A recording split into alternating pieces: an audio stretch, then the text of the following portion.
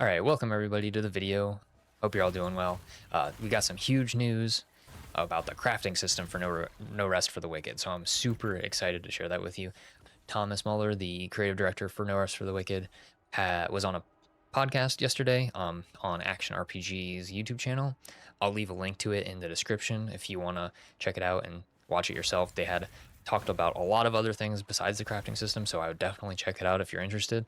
But what I'm most excited about for the update is what they're introducing with the new Embers. So really quick, for all of you that don't know, there was a little bit of a tease on the Discord server, it can be like less than a week ago, showing 6 new Embers that are going to be added potentially to the game. And Thomas yesterday pretty much fully confirmed that that's what they're going to do. They're going to be removing the Fallen Ember reroll limitation, as well as implement 6 new Embers to the game, in addition to the Fallen Embers that already exist, that let you augment and craft your gear into something that's your own. So that's really exciting.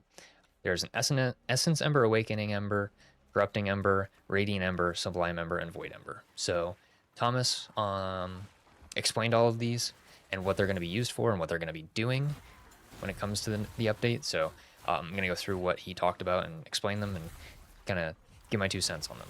The Essence Ember is going to be, it was showcased a little bit on the Discord server, but it's going to be used for removing an enchantment from an existing item and saving it to be able to be applied to a new weapon or item in the future. So it gives you a lot of control over the enchantments that you're going to be able to put onto a weapon. For example, you won't have to just spam roll enchantments with the Fallen Embers anymore. If you find a weapon that has the enchantment you want, but maybe it's a dex weapon and you're running strength, well, it doesn't matter. You can use a Essence Ember to extract that enchantment and then apply it to the weapon that you're using already. That's strength. That way you can get that enchantment without having to just spam embers and hoping you land on it, which I think is going to be a very good quality of life change. It's going to be super useful, and I think it's probably going to be the core way we get enchantments on the weapons now, compared to using a random Fallen Ember rolls. So that's super exciting. The next one they're adding, the next 2, excuse me, they're adding are the Awakening Ember and the Corrupting Ember. The Awakening and Corrupting Embers are basically just going to be enchantments. So we don't know if it's going to be fully replacing Eleanor for enchanting, or if it's going to be a side-by-side system. But the Awakening Ember is just going to be the ability to enchant a weapon to blue rarity, and the Corrupting Ember is going to be used to enchant to plague rarity. So you'll be able to guarantee plague rarity if that's something you'll be interested in doing. If you're crafting a weapon and you want plague, you don't have to gamble it onto whether or not it's going to be plagued or regularly enchanted with blue. Give you a lot more choice as to whether or not you want to have that negative enchantment, or if you just want to not have to deal with it and just have the blue item that has the 3 positives and the gem slot. So those are going to be super useful. The next 2 embers are basically just used for improving the enchantments that you've already acquired. So the first one is the Radiant Ember. From the clip on Discord, it looks like when he hovers the Radiant Ember over the enchantment, it shows a percentage of 0 to 15%. Once he uses it, it increases it from 15 to 30%. So it looks like it will be able to just increase the raw potential of the enchantment's power. But you'll probably need to use the Sublime Embers or the Exalting and the Watcher, if that's still available, in order to actually get that percentage to a higher level. Now for the next one, the Sublime Ember, this one is going to be how you exalt stuff. So it's going to be just like how you would do it at the Watcher.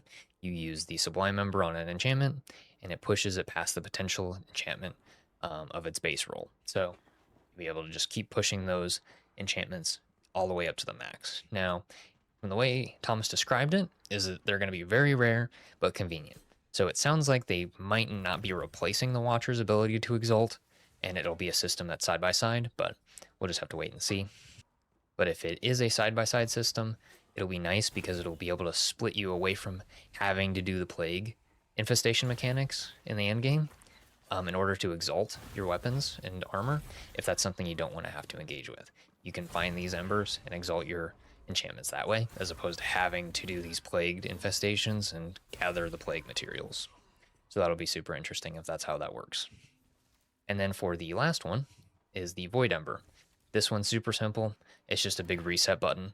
So it lets you scrub all of the enchantments that are on an item off of it so that you can enchant it however you see fit, whether that's with the Awakening Embers or the Corrupting Embers, or you have a bunch of infused Essence Embers that already have enchantments that you've taken off other gear and you want to put those onto a new piece of gear that you found that has the correct facet, for example. That's just going to be how those work. So I don't, and they also explained that you could use it if you, say you bricked a piece of gear to the point where you couldn't equip it or couldn't use it in some way.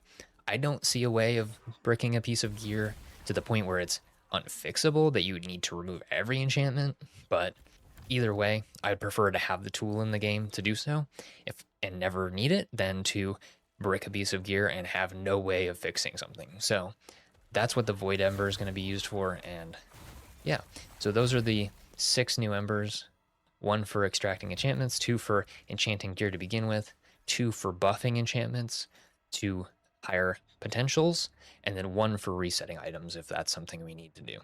And then that's in addition to the Fallen Ember. So you can still reroll stats for, reroll enchantments just to try and get the one you want if that's something you want to do. If you prefer to do it that way, like you have been, it's still an option. So yeah, overall, really excited for the changes that are coming.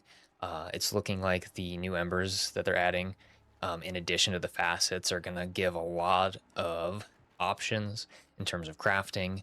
It's going to give items way more value just in your playthrough because you'll be looking for items that have facets that you need. You'll be looking for the enchantments on items that you might not have the requirements to use them, but they have the enchantments you need, so you can take them from them. It's going to be a big boost to those items that you just threw away at the vendor and you just vendor trashed them. You just sold them because you couldn't use them, or you weren't looking for new armor because the ones you have is good enough, and so on and so forth. So it's going to be super interesting, and I'm excited to play it. And then one other thing I wanted to talk about, I really wanted to give credit to the team at Moon, the devs, because I think the way they handled crafting system update that they're adding to this that is completely secondary to what their goal for the update was. This is the Together update. It's the co-op update. It's a big multiplayer update. But they saw that re-rolling embers was a huge component of the end game, and they decided to put a limitation on it, and a lot of people didn't like it. So I'm glad they were able to acknowledge that the player feedback was negative upon that implementation and come up with a solution that I think is going to be so much more fun, so much more interesting and engaging in such a short time frame, right? It's been about a month since the multiplayer update the multiplayer update beta was released to the public, and to the point where it's going to be released next week. So for them to be able to take that feedback, implement it, and come up with a solution, take that feedback, come up with a solution, and implement it in that short period of time is really impressive to me, and it really shows that they are really dedicated to this game, that they really love it and are trying to make the best thing they can. So I just wanted to say that here at the end because I think it's worth giving them some praise over, at least for me. And there's a whole lot of other stuff that they're doing too, not just this one system. So if y'all have any comments, feedback, questions, I'd love to hear them in the comments. This is my first YouTube video, so if you have any suggestions on that, I'll also love those inputs. So with that, I'll leave you to it, and y'all have a good day. Bye-bye.